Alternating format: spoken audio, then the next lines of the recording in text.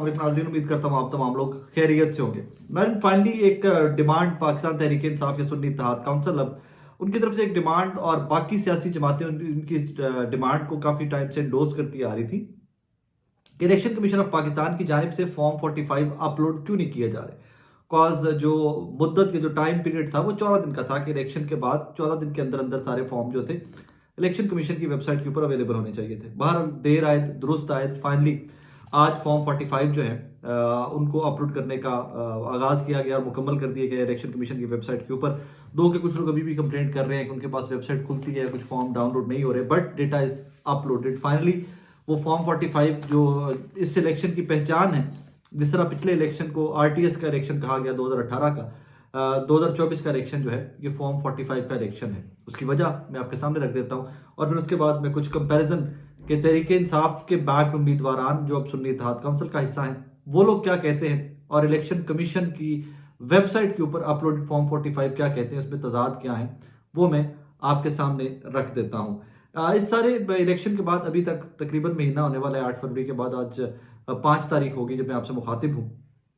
इस सारे महीने के अंदर पाकिस्तान तहरीक इंसाफ के उम्मीदवार जो आज़ाद थे वो ये क्लेम करते आए कि हमारे फॉर्म 45 के ऊपर हम जीते हुए, लेकिन फॉर्म 47 जो फाइनल रिजल्ट अनाउंस किया गया इलेक्शन कमीशन की जानिब से उसमें हमें हरा दिया गया। इसमें बहुत सारी बहसें हैं। एक बहस तो ये भी है कि अभी तक कितने उम्मीदवार हैं तहरीक इंसाफ के जो इलेक्शन ट्रिब्यूनल्स में गए हैं। तो मेरी इतला ये है कि वो बहुत नंबर कम है, तकरीबन कुछ 60 के करीब इलेक्शन ट्रिब्यूनल के में जो दरखास्तें गई हैं वो 60 के करीब अभी तक हैं और बाकी लोग शायद इलेक्शन ट्रिब्यूनल अभी तक नहीं गए। खैर इसका एग्जैक्ट फिगर अभी, क्योंकि इलेक्शन ट्रिब्यूनल्स 4-5 सूबाई इलेक्शन ट्रिब्यूनल्स एंड एवरीथिंग, वो कहानी आगे चलेगी और उसके बाद फिर आइडिया होगा, क्योंकि पंजाब में सिर्फ 2 जजेस हैं जो ये सुनेंगे सारी दरखास्तें और कहाँ कहाँ से दरखास्तें आती हैं। ये जब कंपाइल होएगा डेटा तो फिर आइडिया होगा कि सुन्नी इत्तेहाद काउंसिल को कितनी सीटों के ऊपर शिकायत हैं कि जहाँ पर धांधली हुई है। वो एक अलग से कहानी है, उसके ऊपर ज़रा थोड़ा सा डेटा कंपाइल हो रहे तो फिर उसके ऊपर बात कर लेंगे। लेकिन अभी तक के बहुत ज़्यादा नंबर मेरी इत्तला दिए हैं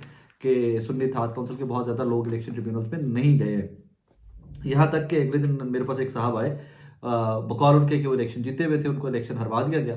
तो मैंने उनसे सवाल पूछा, मैंने कहा जनाब तो आपके पास फॉर्म 45 सारे मुकम्मल हैं तो मुझे दीजिए, मैं उनको ज़रूर शो में डिस्कस कर लूँगा और मैं यूट्यूब के लिए भी उसको डिस्कस कर लूँगा। तो उन्होंने कहा यार मेरे पास कुछ 40-50% फॉर्म 45 में, बाकी मेरे पास नहीं है। मैंने कहा जाइए किसी और सियासी जमात से रब्ता कर लीजिए और उनसे फॉर्म 45 लेकर अपने वो डेटा कंपाइल करके फिर वापस आइएगा। बहरहाल आज जो रिजल्ट अपलोड किए गए हैं फॉर्म 45 जो इलेक्शन कमीशन की वेबसाइट के ऊपर, उसके बाद एक भूचाल आया हुआ है और भूचाल इस तरह है कि भूचाल ने ये हर हल्के तकरीबन जो मोटे मोटे हल्के हैं कुछ, वो मैं आपके सामने रख देता हूँ। इन तमाम हल्कों के जो इलेक्शन थे उनके इंतखाबात के जो रिजल्ट थे उनके ऊपर एक सवालिया निशान उठा दिया है। सबसे पहले सबसे इंपॉर्टेंट कॉन्स्टिट्यूंसी, मैं कुछ मिसालें देता जा रहा हूँ आपको एक एक सिर्फ फॉर्म 45 की, और बाकी डिटेल में तो आप पढ़ेंगे तो आपको बहुत कुछ मिल जाएगा उसके अंदर। सबसे इंपॉर्टेंट एक कॉन्स्टिट्यूंसी NA 128 लाहौर की, जहां से सलमान अकरम राजा साहब के मद्दे मुकाबिल थे ऑन सकलैन चौधरी साहब, ऑन चौधरी साहब हरफ आम में जिनको कहते हैं। फॉर्म 45 जो PTI के पास है उसमें वो क्लेम करते हैं कि जी सलमान अकरम राजा साहब के 361 वोट हैं एक पोलिंग स्टेशन की और ऑन चौधरी साहब के 93 वोट हैं। और इलेक्शन कमीशन ने जो फॉर्म 45 अपलोड किए हैं उनके मुताबिक सलमान अकरम राजा साहब के 361 वोट ही हैं और ऑन चौधरी साहब के 493 के वोट हैं, मतलब सिर्फ आगे 4 का हिस्सा मुबैना तौर के ऊपर लगा दिया गया। आगे उससे भी इंपॉर्टेंट हल्का NA 130 नवाज शरीफ साहब बमुकाबला डॉक्टर यास्मीन राशिद साहिबा। PTI क्लेमेंट है कि यास्मीन राशिद साहिबा के एक पोलिंग स्टेशन से 533 वोट है और नवाज शरीफ साहब के 313 वोट हैं। और इलेक्शन 45 जो ECP पे अपलोड किया गया उसके ऊपर डॉक्टर यास्मीन राशिद साहिबा के तो 533 वोट ही हैं, लेकिन नवाज शरीफ साहब के 313 वोटों को 1313 कर दिया गया, एक आगे लगा दिया गया। सो वो जो 313 वोट थे उनके वो 1313 हो गए मुबैना तौर के ऊपर। आगे अन्य 171 ख्वाजा आसिफ साहब बमुकाबला रेहाना इम्तियाज डार साहिबा।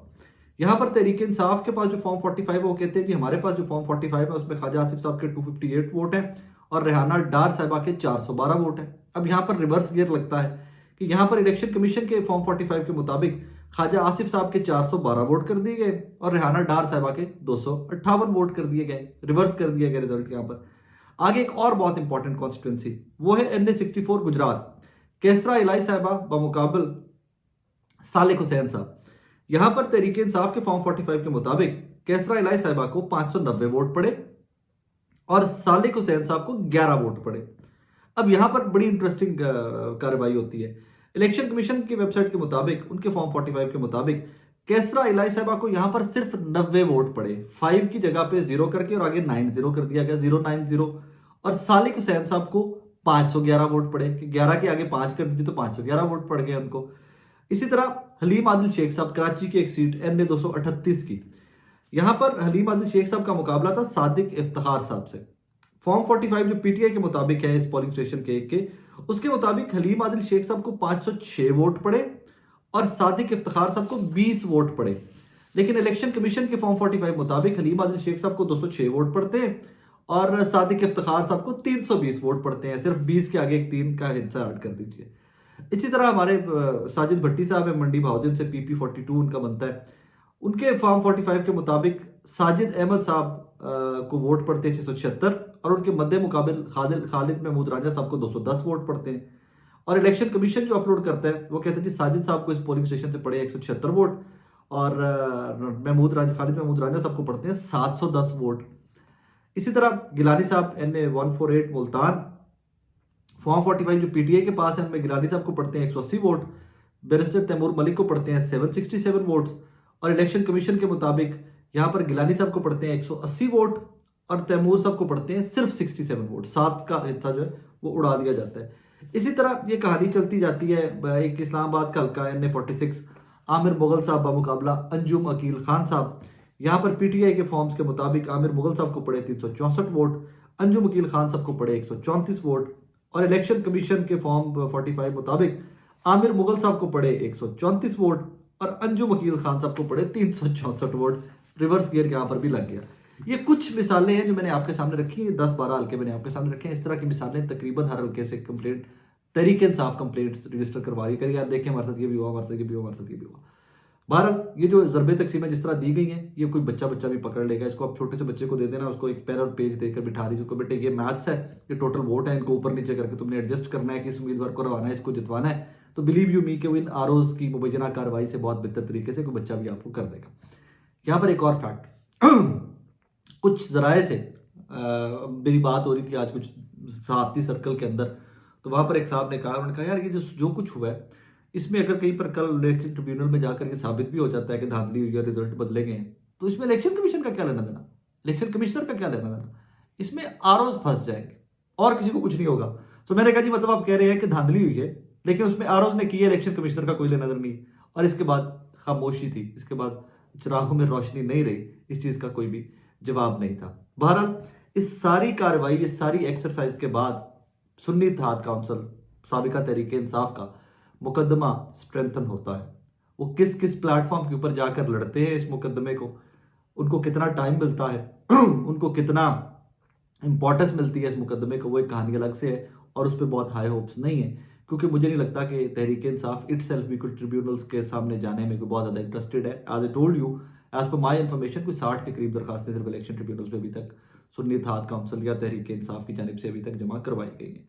लेकिन फॉर्म 45 अपलोड होने के बाद पूरे दुनिया के अंदर, पूरे पाकिस्तान के अंदर फॉर्म 45 का मजाक तो बना ही हुआ है, इलेक्शन कमीशन का मजाक तो बना ही हुआ है, लेकिन तहरीक इंसाफ का केस स्ट्रेंथन जरूर हो गया है।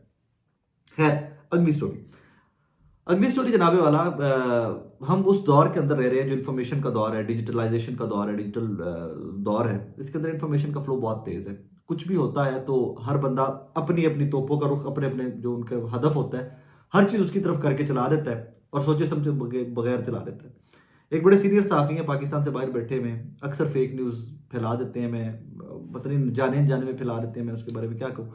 साबिर शाकिर साहब, आज पाकिस्तान के अंदर यूट्यूब, फेसबुक और इंस्टाग्राम वगैरह बंद हो गया और उसके बाद थोड़ी देर बाद उन्होंने ट्वीट दाग दिया। उन्होंने कह दिया कि जनाबे वाला, मैं आपको पढ़ के सुनाता हूँ। उन्होंने ट्वीट दागा, YouTube, Twitter, social digital media की ऐप्स तमाम अकाउंट सिर्फ पाकिस्तान की हदूद में गायब या बंद की गई हैं।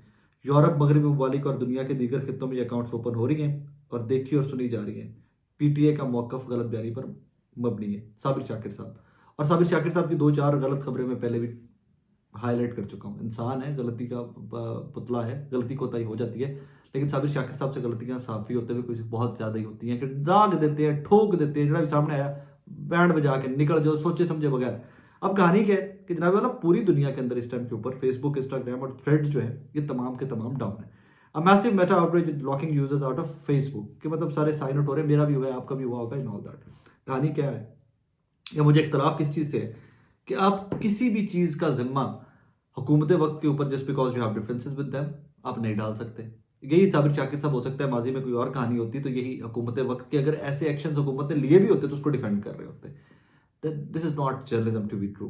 आपका और मेरा काम, हाँ मेरे से कहीं पे गलती कोताही हो तो मैं अगले व्लॉग के अंदर या अगली ट्वीट के अंदर या अगले शो के अंदर उसको कहता हूँ कि यार मेरे से ये चीज़ गलत कोट हो गई, कि मुझे इन्फॉर्मेशन जो मिली वो थोड़ी सी गलत होगी, मैं उसके लिए माफ़ी चाहता हूँ। साबिर शाकिर साहब तो खैर माफ़ी भी नहीं मंगते हो तो उल्टा और इतने परसिस्टेंट भी हो जाते हैं। और ये साबिर शाकिर साहब जैसे बहुत सारे और भी सहाफ़ी हैं जिन्होंने आज ये हरकत की है कि पूरी दुनिया के अंदर फेसबुक, इंस्टाग्राम ये ऐप्स बंद हुई हैं, कोई उनका हुआ है क्रैश करके सर्वर्स और जो भी हुआ है, और उन लोगों ने डाल दिया है हुकूमत वक्त के ऊपर, उन्होंने शहबाज शरीफ साहब के ऊपर या उन्होंने मौजूदा पीटीए जो हमारा टेलीकॉम अथॉरिटी उनके ऊपर डाल कर उन्होंने कहा जी अन्ना ने बंद किया है और ये झूठ बोल रहे हैं। पर ये ये जो क्रैश है ये पूरी दुनिया में हुआ है और पूरी दुनिया के अंदर ये एप्लीकेशन वक्ती तौर के ऊपर बंद है। आई एम श्योर कि ये जल्दी चल जाएंगी और उसके बाद फिर साबिर शाकिर साहब का ट्वीट भी आ जाएगा कि देखें जी मैंने ट्वीट किया, मैंने इसके ऊपर यूट्यूब के ऊपर ब्लॉग किया, तो उसके बाद पीटीए ने पाकिस्तान के अंदर फेसबुक और इंस्टाग्राम खोल दिए। अपना बहुत सारा ख्याल रखिएगा, दुआ में याद रखिएगा। अल्लाह हाफिज़।